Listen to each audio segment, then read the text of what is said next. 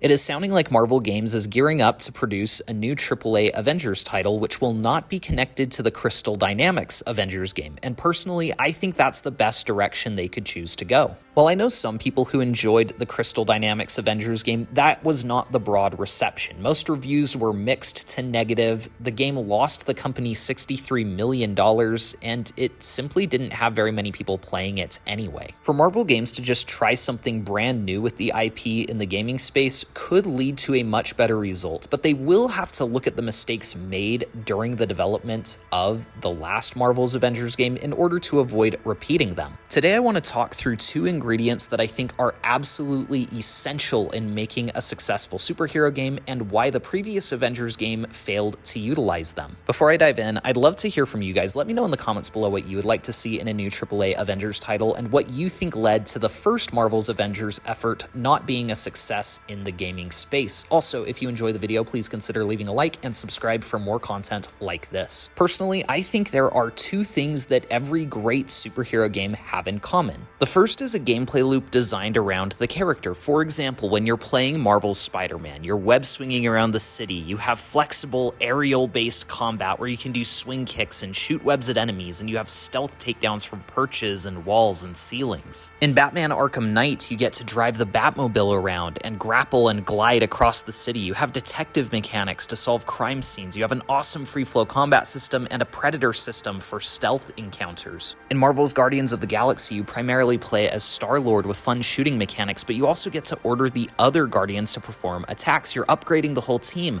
so in a way you're playing as the whole team even though the anchor point is Star-Lord. Each of the three games I just mentioned play very differently, and that's because each game is tailored for the characters you are playing as. In a Batman game, the mechanics are built around the character of Batman. In a Spider-Man game, the gameplay mechanics are built around the character and abilities of Spider-Man, whereas in something like Marvel's Avengers or the subsequent releases of Gotham Knights and Suicide Squad Kill the Justice League, the opposite is true. Rather than designing the game around the characters you're playing as, it feels like these characters are trying to be repurposed into existing gameplay templates, and usually those templates include looter-shooter mechanics and a live service roadmap. The first thing Marvel's new Avengers game really needs to get right is the character or characters that we're playing as. It remains to be seen if this will be a single-player game or a multiplayer game, or a character selection game, or a game that tells you which character you're playing as. Maybe you'll play the entire game as Captain America, and like in Guardians of the Galaxy, you'll simply tell the other members of the team what to do in combat. Maybe it will kind of be like Injustice, where you switch between characters at different points of the story, but it's scripted, and you have to play as specific characters for specific story points. In any case, if I'm playing as the Hulk, I want to feel like I'm playing as the Hulk. I don't want to feel like I'm playing as a brute character for half-baked multiplayer raids. If I'm playing as Thor, I truly want to feel like the God of Thunder. If I'm playing as Captain America, I don't just want to feel like a reskinned Batman. I want to feel like a true super soldier in the Marvel universe. There's a lot of interesting directions you could take an Avengers game in single player or multiplayer. You could design a single player game with the dual play of Batman Arkham Knight. Imagine going into a combat encounter as the Hulk and Thor and switching between the characters. If a certain situation would be better dealt with using stealth, it could be fun to switch to Black Widow and have some really cool Splinter Cell style stealth mechanics. The gameplay variety would be incredible if we were switching between characters with different abilities to take on different challenges. That's something that the Batman games didn't really have the opportunity to do. Sometimes we'd get to do dual play with the Bat family,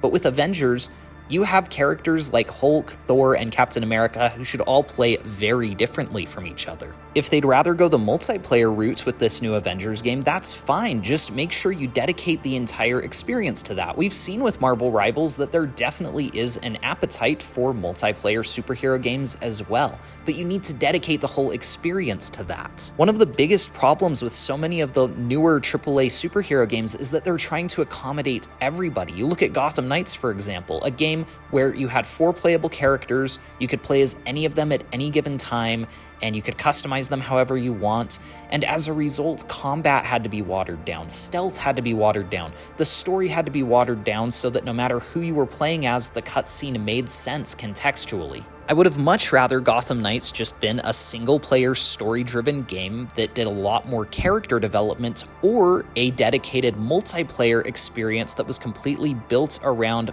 exploring Gotham City and taking out bosses with my friends. A lot of these corporate suits are trying to have their cake and eat it too. They want to retain the Arkham or Spider-Man fan base, but they also want to bring in all of the Fortnite and Overwatch players. They want to have this unmitigated multi-billion-dollar success, and instead, when they've shoehorned in live service mechanics and multiplayer looter shooter mechanics, the games have instead flopped and resulted in a huge loss of profit. So with this new Avengers game, there needs to be no confusion of what it is. This should not be a game that gets rebooted 6 times during development. Sometimes it's a single player game, sometimes it's a multiplayer game, sometimes it's a looter shooter, sometimes it's a melee driven combat system, sometimes it's a live service game, sometimes it's not. I digress because I recognize I'm just rambling and this is getting a little long-winded, but there needs to be a dedicated intention from the very beginning of pre-production for this Avengers game, and whatever it is, they need to stick to it and make sure to deliver the best possible version of that. So if it's a single player story driven game, give us an amazing Avengers story to play through. Really develop these characters and flesh them out. If it's a multiplayer experience, design one of the most fun multiplayer games on the market. Don't just try to emulate other games that have done similar things. Really design a multiplayer experience that is true to the Marvel universe and the characters that we get to play as. Now, the second ingredient that every successful superhero game has, in my opinion, is immersion in the world. I want to feel like I am inhabiting the world that I am playing in.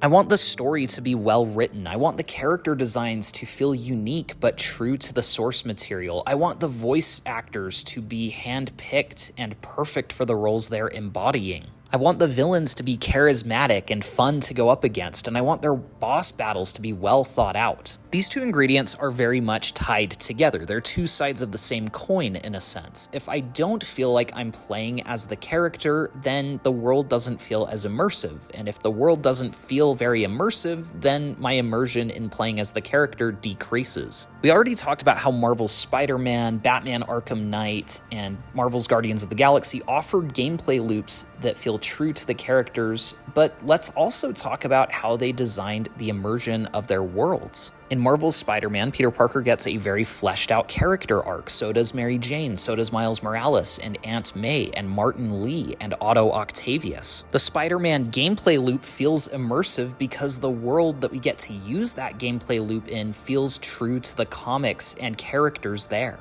In Batman Arkham Knight, not only do we have a well-realized map of Gotham City to explore, but it's full of villains for us to take down, and often we get to team up with Bat family members to do so. In Guardians of the Galaxy, we get to explore a multitude of planets from the comics. We get to go up against a bunch of different villains and meet characters like Adam Warlock and Mantis along the way. You don't necessarily need an open world to have a good superhero game, as games like Guardians of the Galaxy and the first Lego Batman have proved, but you do want to treat the character to interesting locales from the lore, but a lot of the areas you get to explore in Marvel's Avengers are very odd. Not only is there no open world to explore, but the maps they do give you are just generic laboratories and desolate landscapes. The story is very thin. Kamala Khan is actually fairly well written. Some of her dialogue is admittedly a little bit cringy, but she has a decent character arc, and the relationship between her and her father is fleshed out in a really emotionally compelling way. Sadly, because the game is trying to prioritize live service mechanics over the story, there's not much time to flesh this out, and the other characters barely get character arcs at all. They feel very one-dimensional. The game's main story only features 3 main villains: MODOK, Abomination, and Taskmaster.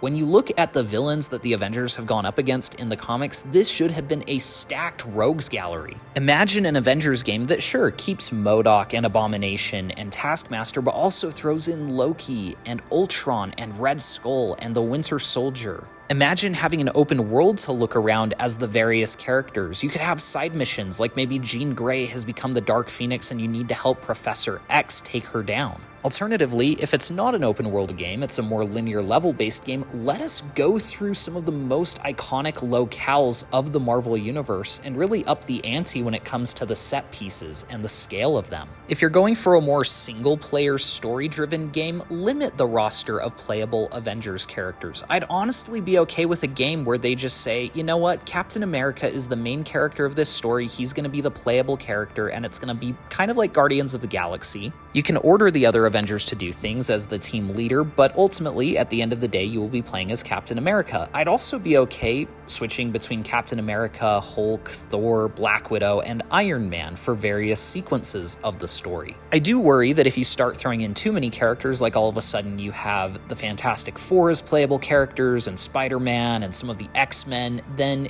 you start having to limit the gameplay potential for each character. It starts to limit how differently each character can play from each other and how uniquely the world can respond to who you are playing as. Additionally, the more characters you have sharing the screen limits the amount of screen time each one gets. So if it's a single-player story-driven game, I'd like to see a smaller, more intimate Avengers team tackle that story. Alternatively, if you're going to go in the multiplayer direction, give us an Infinity War or endgame level threat where I can play through the story with 3 of my friends. It could be like a 4-player game, or you could add a PvP mode and call it Civil War mode or something. In my opinion, the only way that this new AAA Avengers game is going to succeed or the previous effort failed is by looking at that previous game, looking at the moments that worked, the moments that stood out, those story beats and character moments that people really enjoyed, and expanding on that kind of content. It's also going to require looking back at the mistakes and the things that didn't work and either finding a different way to integrate those things or removing them and just focusing on what does work.